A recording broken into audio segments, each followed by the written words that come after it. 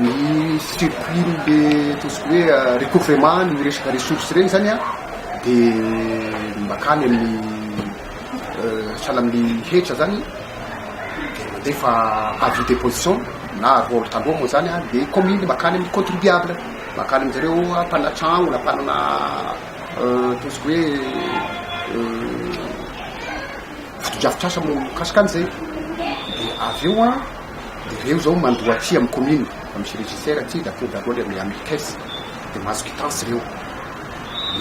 to sahala am'le haba koa zany le haba moa sahala ataontsika hoe habasena misy percepteur amin'ny commune no mitaky le ticket any sena de sahala am'izay koa mitovy amin'ny misy ihany koa fidiram-bola commune mba misy ihany koa sahala ataontsika hoe permis de construire regny famezana lalana hanorina trano regny koa zany a de misy procédure koa manao demande reo a de miaraka amin'ny plan de manao autorisation de commune moa zany a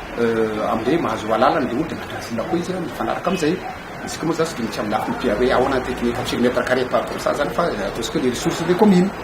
de io zany a de alohaty amin'ny caisse a de makany amin'ny trésorier miaky seny io zany da avy eo apetsaka any amin'ny banque eo am'izay moa zany a zay zany ataontsika hoe fanaovana recouvrement zay recircuit le recouvrement